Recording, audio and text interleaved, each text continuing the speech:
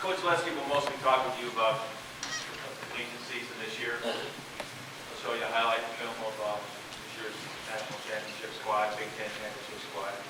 We lost the Big Ten a year ago to the University of Minnesota, but we regained health this year. Started to strength, I guess. But you know, it's easier said than done when you talk about it. All those championships and all those crowns, every one of them, at one time or another, looked really big. Every one of them, you know, came to the point where they were like, wow, we're going to win this year or not. You know, there was never an easy year. There was never an easy year, no matter how much you got returning, no matter how strong you are as an individual, how good you did. Every year, there's people out there, teams, individuals, that are going to get fired up because of somebody that's out there like in Iowa. It makes them better. It brings up the whole level of competition. So don't fall asleep if you think you're pretty good. Because there's probably somebody over you got another camp right now that may be thinking about it. Or just yourself thinking about your situation on your particular team. Whether you're non-varsity, future varsity, just a beginner, whatever. You know, you use your brains, you know, think about a lot of things about how you're going to get to be where you want to be. And that's why you're here at this camp. A lot of kids don't put the extra time in. This is extra time. This is non-requirement for you. You know, I commend you from that point of view for being here. But, you know, you got to take advantage of being here as well. Listen, you know, believe in what we say. It's a proven system. You know, we didn't flip a coin. I mean, I don't even have a coin on me. If I had a coin right now, I'd like to see how many times I could flip that coin, how long it would take me to win. Flip it up heads 25 times in a row, or tails 25 times in a row. How many times how long would I be here? I probably wouldn't be able to do it, bottom line. I could be here forever, till I die. I'd probably not be able to flip that coin 25 times in a row and it'll look the same way. So basically what I'm saying, that's probably luck. That's like winning the lottery. Iowa wrestling has a proven system over the years. That's all of a sudden things were able to happen. More good things happened. And they just all of a sudden came through in so many situations, just like this year. And Jim will talk to you about that. We were down. We didn't look good. We didn't get lucky. We get lucky. And the good news that day, we were more focused. A lot of those things. But anyway, you know, there's a lot of things you can do to help yourself. You got to kind of decide, you as an individual, what level of participation you want to be in. By me seeing you at this camp, I have to talk to you in terms of high goals. Because otherwise I don't think you'd be here. So that's why I got to spell out a little bit more to you about high levels of success. Because if I don't talk about high levels of success, I'm going to be cheating some people. Anybody else that doesn't want to reach that high can reach whatever high level they want as far as their goals, work ethic, their dedication, their discipline. But I have to talk high because there might be some of you here that really want to be good. And I know every one of you want to be good because apparently you spent some money, you're here, you're at a summer camp, you've had your hand raised probably in a wrestling match. Most of you probably have been in the match and probably didn't get your hand raised. So you know what it feels like on both sides. And so it's our responsibility here to do what we can do to teach you the best of everything we know. And I'll tell you, the best of everything we know is proven by what I told you, our track record. Takes a little extra. It takes a lot extra. But you know, if everybody could do it, then why wouldn't everybody be in the same situation? Or at least be battling, for a tight situation? Well, it takes some things that you just don't see. It takes a style that's not easy. First of all, wrestling in itself is difficult for most people. And then if you add to wrestling a style that is even a difficult style than more difficult than normal wrestling, now you're adding on just that much more how hard it is. I always say, once you've wrestled, everything else in life is easier. Once you've wrestled, everything else in life is easier. Now that's not 100% true because we all are going to have to face some unbelievable situations in our life. Tragedy or whatever. Life, death. We're going to have to, are we going to handle these things? That's real key for you guys. So I think wrestling gives us the ability to handle a lot of these situations better if we're disciplined at it. We go out, we don't pay any attention. But I don't have to preach to you guys about this. Because you guys are here because you want to be better, you want to learn more skills, and you obviously want to do well in sport. And that's why you're here. And so, that's why I'm preaching this to you. And it's one of those things that if I don't preach to you, you're not going to leave here with a lot of good desires. So you got to look forward to the next practice. You got to look forward to listening. That's why you got to get a good night's sleep. That's why you got to eat right. That's why you got to do everything right. The more you do right, the better you have a chance at those 2-hour sessions, hour-and-a-half sessions, 3 days a week, or 3 times a day, 2 times a day, to stay awake and to be healthy. One of the things that this system involves with us is a year-round system. And your year-round system is basically your schooling and your sports in your school. It doesn't have to all be wrestling. I'm not one of these guys that just say in high school or junior high, just say wrestle year-round. I'm not one of these guys that say that. Now maybe once you get to the college level, the Olympic level, you structure your year based around one sport. Because you become more like this as you get older. Because it gets tougher. It gets tougher. Everybody gets weeded out. So, but right now, at your age, if you're a good football player, hey, you play football. If you're a good baseball player, you play baseball. If you're a good soccer player, you play soccer. Now, if there's something that coincides with wrestling, I'm not going to tell you to play that other sport right now, or whatever it is. Because, you're good at the sport of wrestling. And obviously, that's what you want to do. If you're not going to do more than one sport, then I seriously advise you to get involved with, freestyle programs or good weight and strength programs that keep you going. You want to graft. In a graft, you don't want peaks and valleys in your body. You don't want peaks and valleys. Why? Because it's so hard once you get down to get back up. Plus, you don't learn as much every day. If you have a system that you work at academically, whether it be schooling or academics or school and athletics, if that system is good, when your peaks and valleys never get very far apart. If you're on a graph, you won't have a line like this. You'll have a line more just like this. You'll have some peaks, you'll have some valleys, but they're not very far apart. And it won't take you ever very long to go from one level to another to get back up. See, one of the things that happens in training, say for example, next year you're on track to be a state champion, you got it all mapped out, and you're doing well, then all of a sudden 3 weeks, 4 weeks before the tournament's over, you sprain your ankle almost to the point where you can't go for a couple of weeks. Well, if you were depending totally on those 4 weeks to get yourself ready, you're probably going to be hurt at that competition. But if you have that graph that I told you, you're not going to fall very far down because you're just used to staying in good condition. And you're not going to be very far away from the state championship. So it might take you 3 days of good workouts to get you back up there and you have a lot better chance. But the key thing about this process is that you learn something more year-round, daily, and it adds up that way. If it's 10 more minutes here on this graph as compared to this guy down here, that's 10 more minutes a day times 365. Now you add it up and see how much you improve. You have a lot of time where you'll improve a lot more.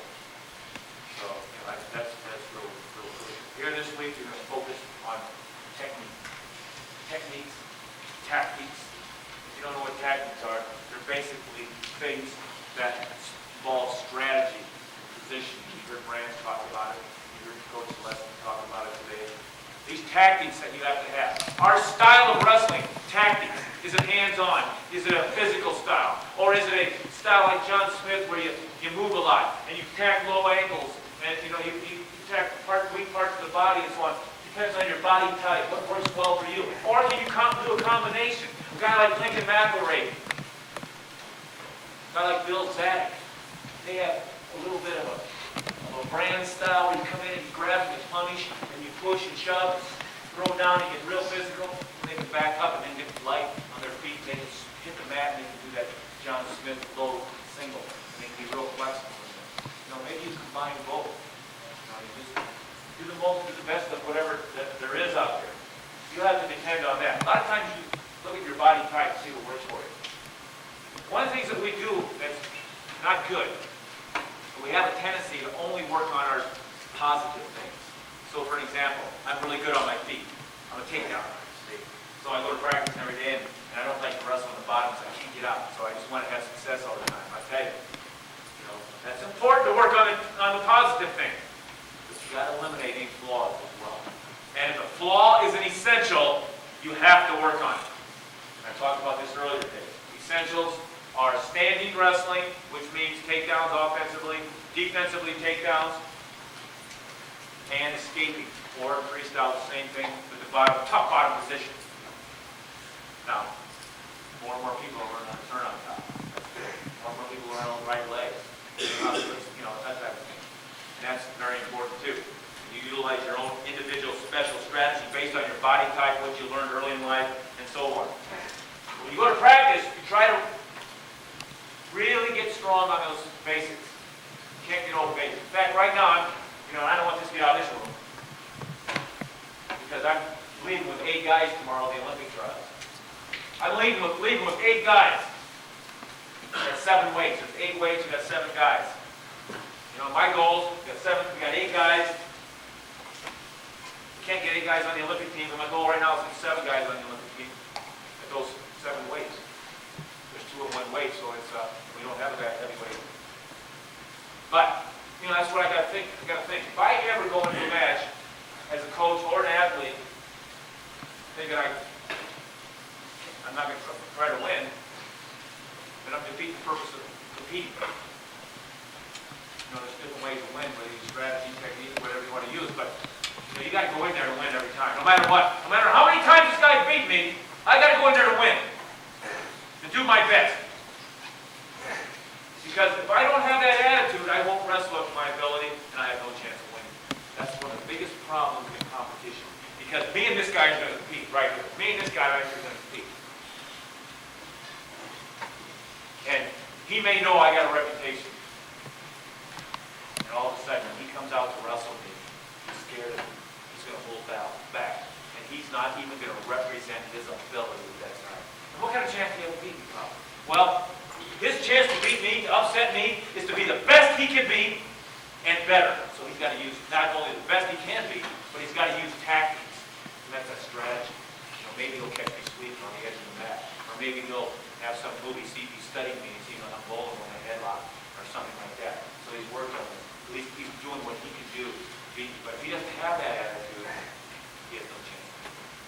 A lot of times, as a coach, we used to go to Wayne. I could watch Wayne a lot of times and tell who's going to win the match between 2 guys. And a lot of times during their warm-up, and then when they walked on the mat, I could look at the eyes of a lot of guys. 2 guys, a lot of times I could see, or maybe after 30 seconds, one guy was wrestling scared to death. We call it nervous scared. Nervous scared makes you a lesser wrestler.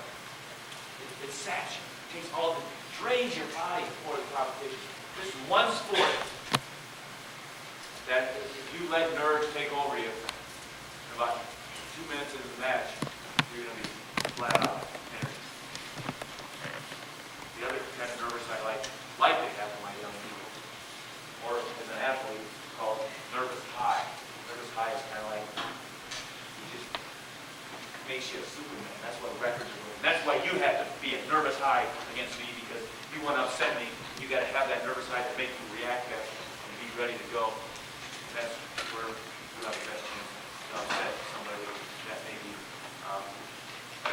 beaten or is very good at those types of things. So there's a lot of little things, that are real crucial from that point of view. But the team that I'm coaching right now, we've had some distractions. There's no doubt. Distractions are not good, I'm going to tell you. Focus is what you need. Now you got to realize I'm dealing with kids from 24 or 5 years old, the youngest, to 32 or 3 years old. There's a lot of things going on in their lives. Family, profession. Then all of a sudden, they lose a little edge for one reason or another, and it rubs off. So Coach Lesky, myself, we've been doing a lot of things at the university. When he does come in, it's very difficult to get everybody on the same page right now. I don't feel as good as I should be going into the championship. I like to feel as good as I can be. And when I have all my people on the same page with the coach, then I feel good, feel better. That doesn't mean going down there. In fact, I can't even coach there, but Coach Alessi's going down there, Coach Tom Brandt's going down there. They can coach at the event. You know, they do the best they can. I think there's some days that some kids cut some corners. I'm going to say that right now. I tell you, every time they cut a corner, every time they didn't listen to somebody, just less of a chance you're going to have an opportunity to be successful. You got to soak up as much as you can. You got to believe in the system. The less you believe in somebody or thing. If you ever get too big not to believe in a coach, then you're not going to learn as much as you can. You're going to be more upset, vulnerable than normal. Some of these guys have been a little bit difficult. We've talked about it. We want to maybe straighten out a little bit after the trial. It's almost like too late to go in there and straighten things out. But there's some guys that don't have the basics down. They're going to the finals of Olympic trials, and some of them don't have the basics down. That don't mean they won't win. Because the other team may not have the basics down. The other guys may not be even as good as they are. I don't care about the other guys. I don't care about that. That's their coach's responsibility. But once they make the Olympic team, then as an Olympic coach, I got to care about it. So whoever makes the Olympic team once is picked, are basically decided on that, then then I go in and do my job no matter what I have to do. And again, it probably won't be much different than what we're seeing right here. Sometimes you lose a little bit of it, and you think you know a little bit more than you should actually, or really do know. That's not good. But I also have some really good kids with great quality. You know, I feel like right now that if we don't have many of these guys in the Olympic finals on Saturday, then something went wrong. I'm going to tell you that right now. Coming Saturday's finals versus 1 versus 2. The winner that was setting up top, the winner of the mini tournament on Thursday and Friday, there should be some battles, 2 out of 3. And we can get stronger. If I can get a bunch of those guys through that mini tournament, going into the finals, then I think they got a good shot at making it.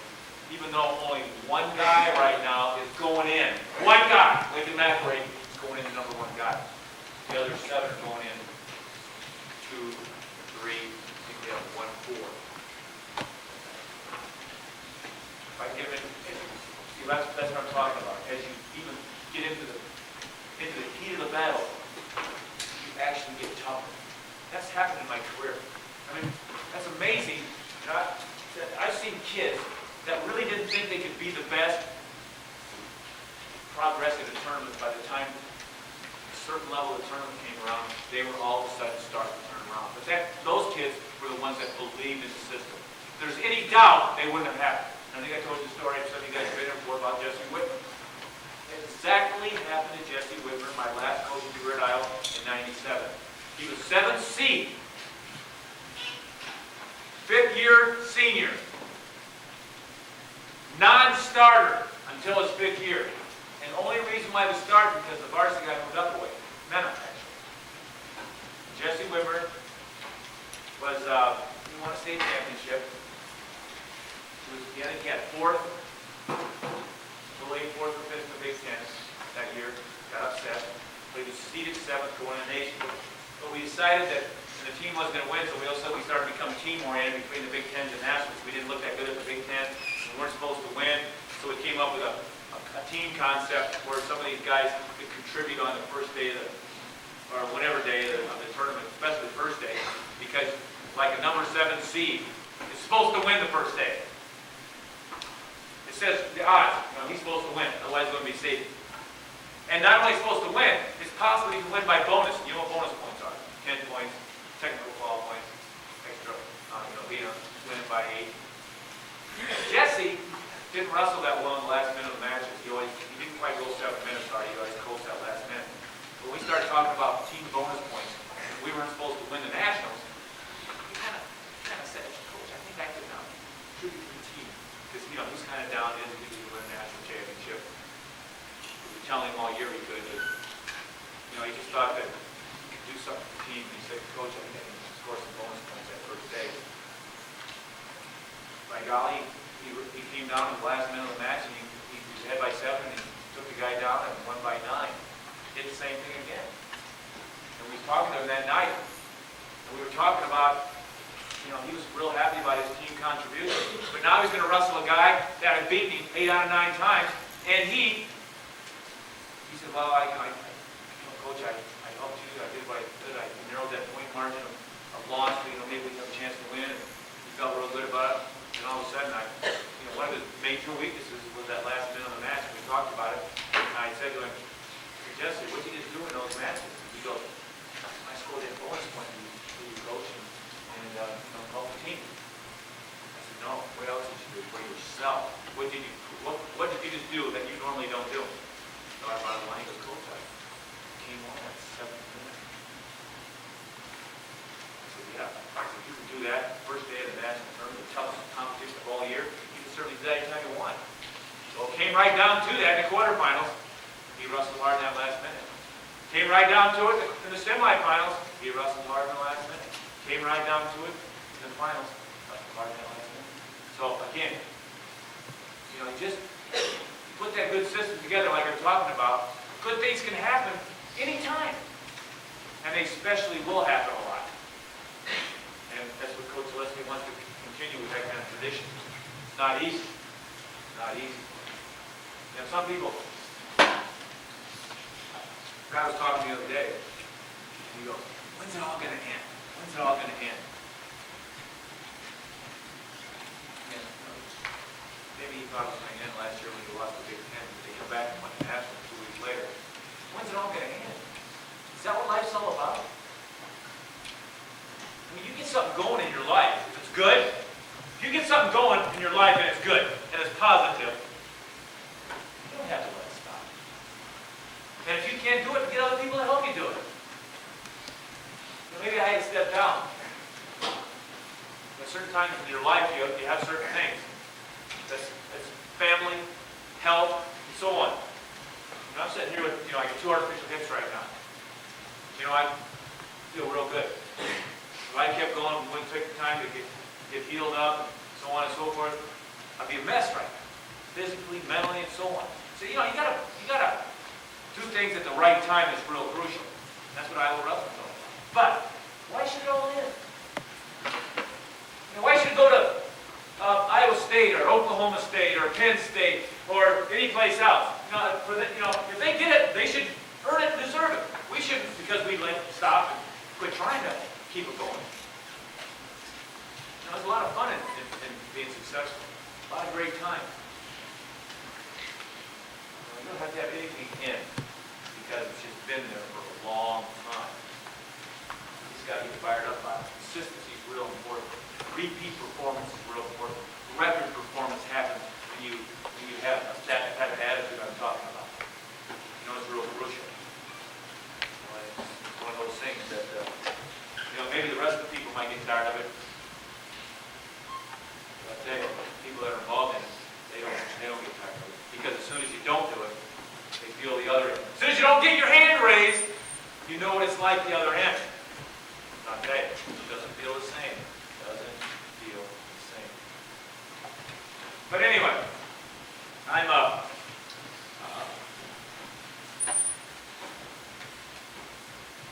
a lot of tough kids I'm taking with me tomorrow to Dallas. Hopefully you'll follow and get a chance to go home to see how they did on Thursday night and Friday night this week. Hopefully they'll be in the finals on Saturday and see what's taking place. But they've all been to camps just like what you're at right now. There's not one of them that hasn't been to a wrestling camp when they were a kid.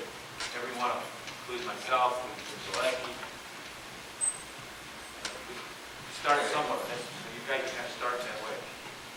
And, it's real important to get a lot out of this week. Make sure that you take the time to learn as much as you can. Coach Zaleski is a great example of what Iowa wrestling is all about. He stepped in when it was his turn. He was able to do the job. It wasn't automatic. He had to come from here to here to here, and it kept on getting better. That's why he was himself a 3-time national champion. We've had some wrestlers that came in, that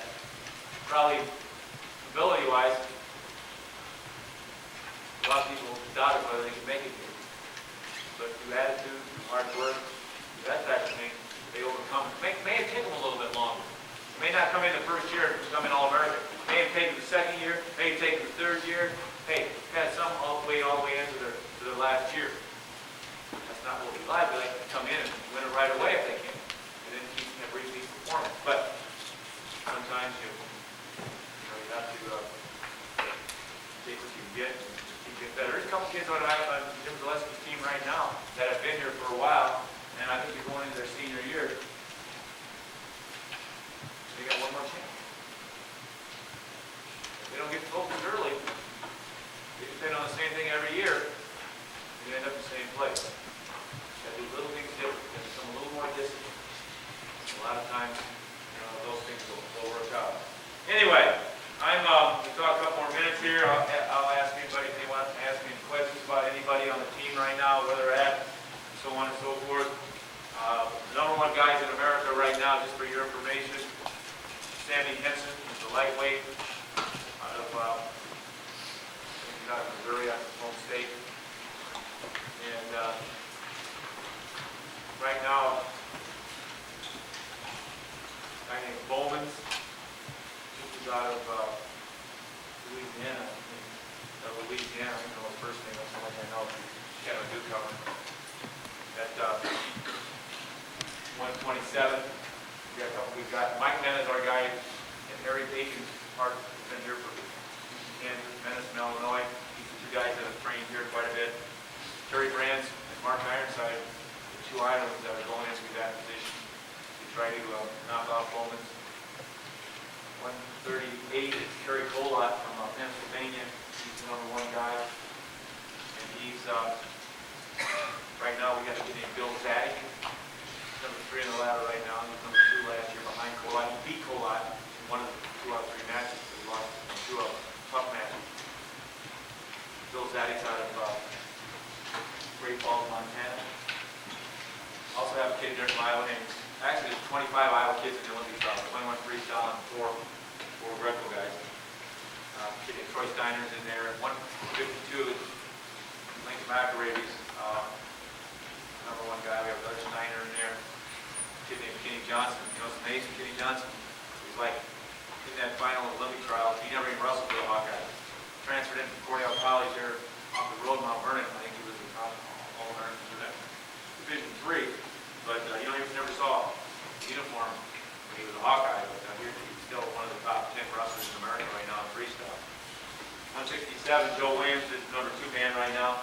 He's a 4-time state champ out of Illinois, 3-time national champ. McElraby was a 5-time state champ out of South Dakota, and 3-time national champ. He's the world silver medalist, world bronze medalist. Williams is 4th last year. Sammy Henson was a world champion 2 years ago. Terry Brands is a 2-time world champion back in 93 and 95.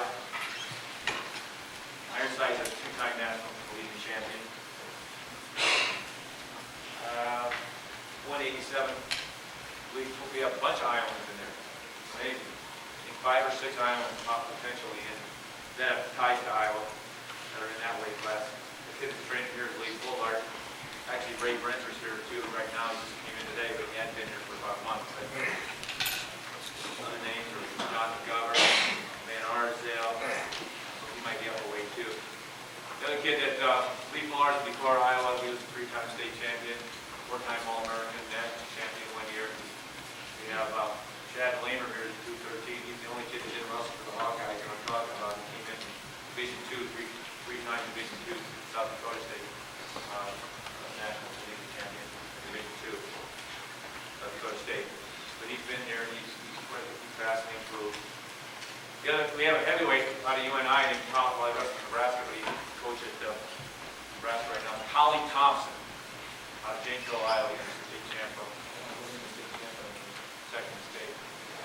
But grew up quite a bit. Anyway, it's kind of interesting. The Americans have good people at every weight. Have good people at every weight. But I'm going to tell you, as good as the Americans are right now, the Russians have got their act together again. It used to be the Russians they have 18, 19 republics, like states, and they had one unified team.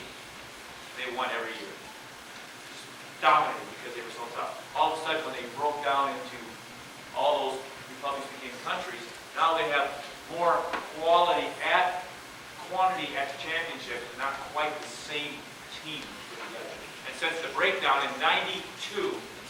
year was 93. The American team won it in 93. The world champions, first time.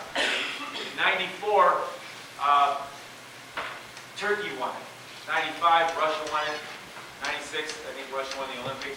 97, Russia won. 98,